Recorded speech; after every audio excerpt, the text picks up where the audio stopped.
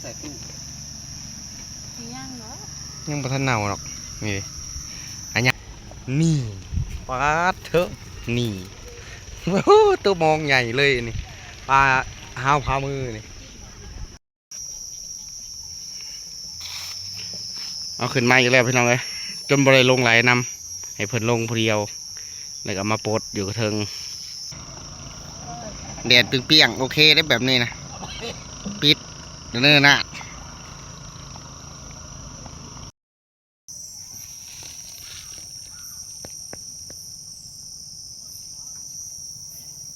2 รอบ 3 รอบได้ทำนี่นะห่วยขึ้นมาปิดอยู่เพื่อไปละสองแต้มเอาเดี๋ยวไปเลยสายเซเนี่ยเปิดคุ้มได้นี่ได้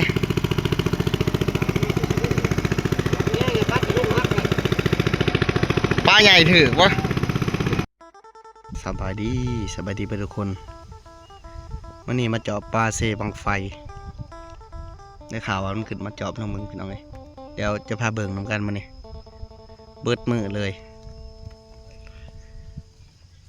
ประชาชนหรือว่าชาวบ้านไล่มองอันนี้คือสายเซบังไฟเด้อเดี๋ยวนั่งเจาะมันกันว่าปลาสิขึ้นบ่มันนี่ได้ข่าวว่ามันขึ้นอยู่เมื่อคืนเนี่ย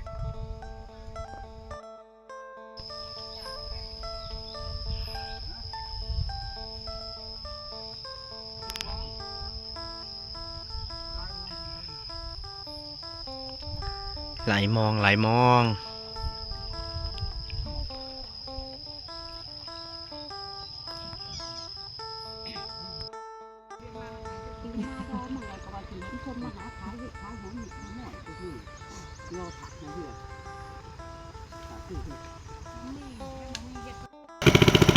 ลงเรือแล้วพี่น้องเอ้ย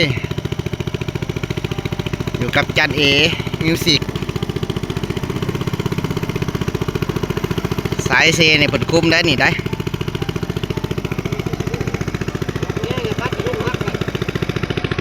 ปลาใหญ่ถือวะ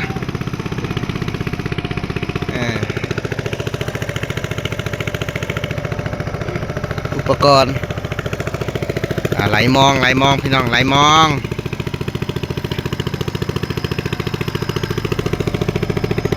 ไหลหนึ่งรอบ1 2 4 6 2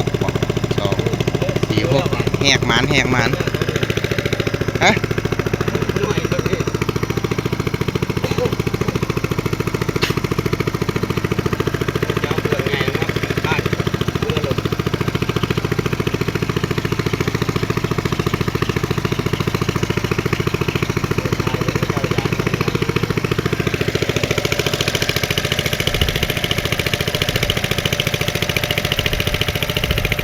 สายเซบังไพ่พี่น้องเอ้ยนี่กำลังยายมองเลยเดี๋ยวมาต่อคิวกับจานเอเหมือนมองใหม่ก็ทดสอบกันว่า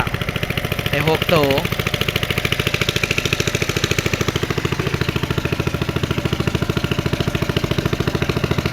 เซียนได้นี่เซียนสายอันแม่น้ำ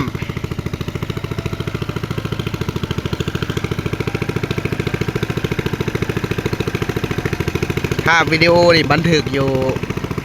สายเซบังไพเซของบ้านน้องกระทองฝั่งนั้นเป็นฝั่งสะดือพี่น้องเลยโอ้กำลังไหลเลย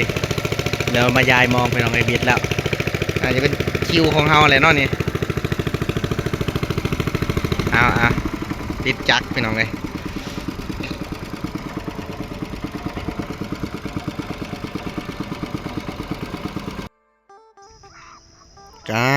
กำลังยายมองเลยพี่น้องเลยยังเหลืออีก2 ปอมขนาดจะแล้วที่เหลือก็มีแต่รุ่นพี่น้องเลยรุ่นไปทำกันเนาะอย่าลืมเด้อฝากกดไลค์กดแชร์ให้บ่าวเราคำเนี่ย พื่อมีกำลังใจเนาะเหตุคลิปต่อไปพี่น้องเอ้ยรุ่นพี่น้องรุ่นกำลังเก็บกู้ตัวหนึ่งเลยนี่โถได้แล้วนี่ตัวหนึ่งนี่ที่ว่าตัวเลขแห่งหมานได้นี่ที่ว่าลงคำลงมาไหลนำอาจารย์เอเพิ่นเต้นแดงเลย นี่ทางนั้นในเรือนน้ำของขัน ข้างไหนข้างนี้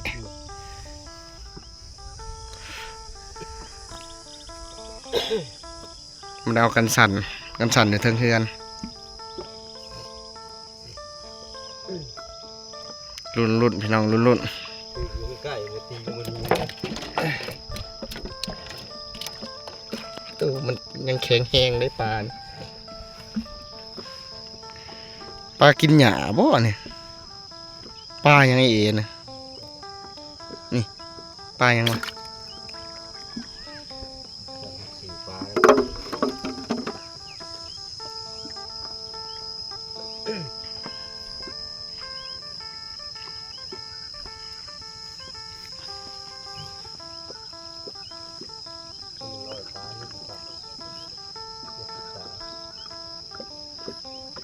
คือบ่เอาลอยตาซะตอนไปซื้อนี่บ่เอา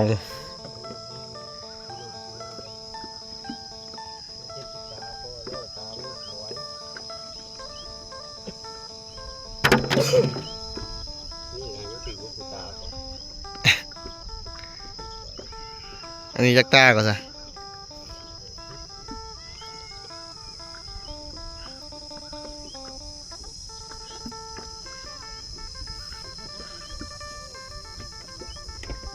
ทั้งละ3 ตัว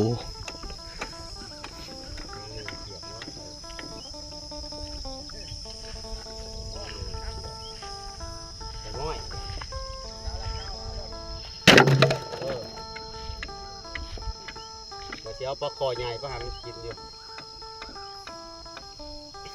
ไปน้ำบ่ ไปน้ำบ่ล่ะไปบ่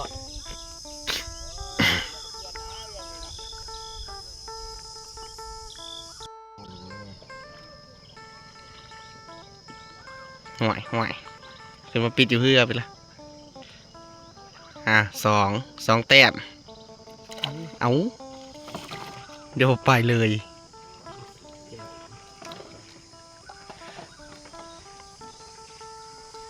สองแต้ม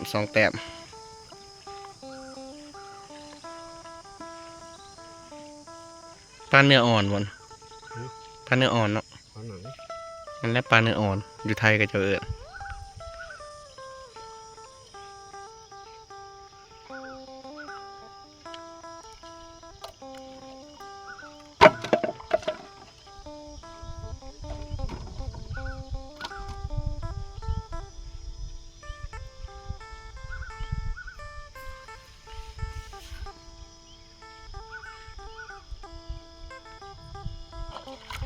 นั่นแหละบรรยากาศฝนตกมันขัก เสียงพลังมากเลย ฝนตกแห้งสิขึ้นคักเขาอะเนาะมันจะตื่นน้ำเด้น้ำไหลลงโอ้ได้2 แต้มไปหน่อยรอบที่สองรุ่นกำลังปล่อยลงไป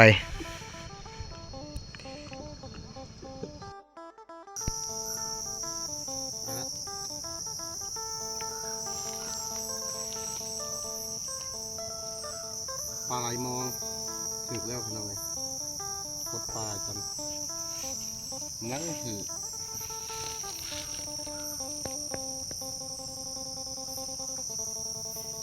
2 รอบ 3 รอบได้ทำนี่นะมันยังบ่ทันขึ้นบ่หลายขึ้นพอจะได้ปิ่งแรง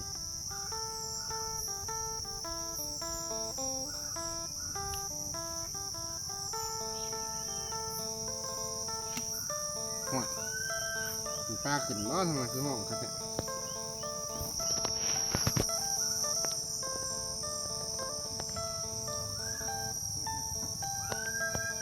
จันเอไหลถ่าย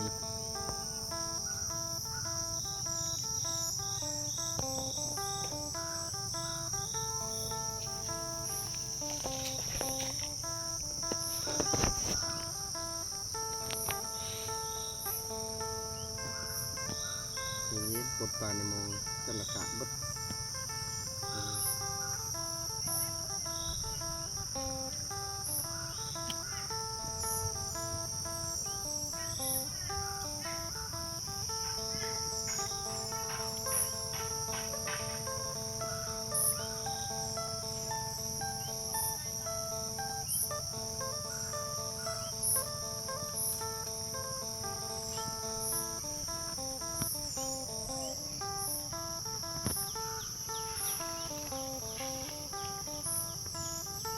จังหวะมันตูบออก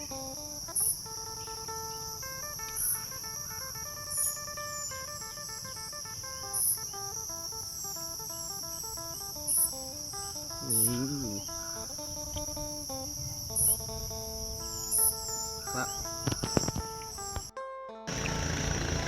จันเอมาแล้วจันเอมาแล้วจันเอมาแล้วกันสั่นประมา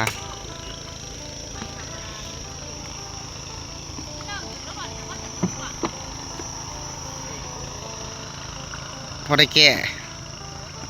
เอายิงมึงดูหายิงมึงดูเอาตัวแดดเปรี้ยงๆโอเคได้แบบนี้นะปิดเนื้อหน้า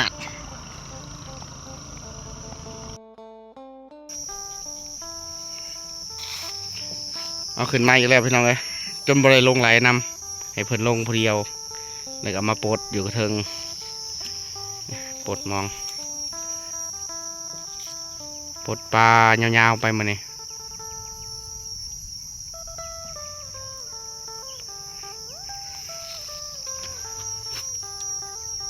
ปลาติดมองเลยนี่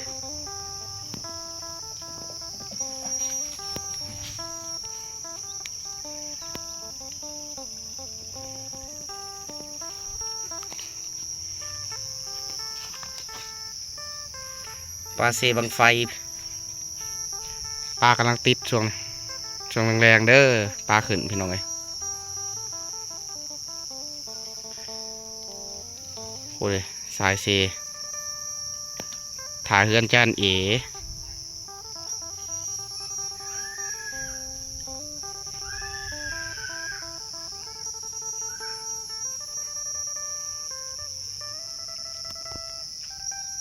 เดี๋ยวรอพอดีขึ้นมาอีกเดี๋ยวปลดปลาก่อนพี่น้องเลยเดี๋ยวพอทันการจะถ่ายอัปเดตไปเลยเด้อปลาถึงยำแรงปลาถึงยำแรงปลาถึงยำแรง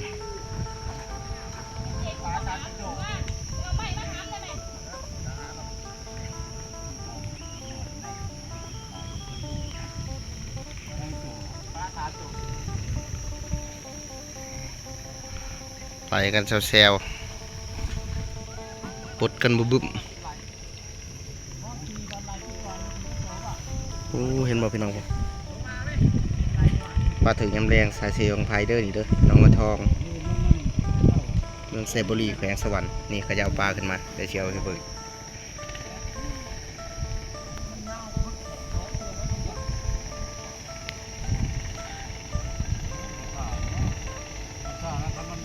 ยังงงดูหากี่ละ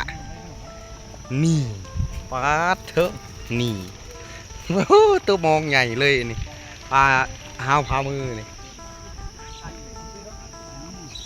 จันเดคือว่าเอาตัวใหญ่ลงมาจากรอบ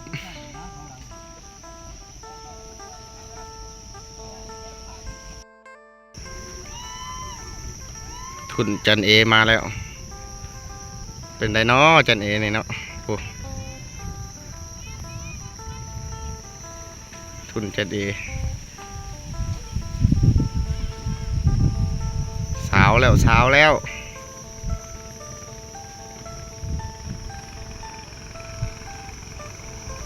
สียงโฮยังเจ๋งขับเซบังไพทำมันได้ขึ้นนะพี่น้องเอ้ยออนซอนบันทึกวิดีโอไว้ลง YouTube ฝากไลค์ฝากแชร์เด้อไปที่เขามาเบิ่งก็ได้มืดเอ้ยสื่อเนาะสั่งมอง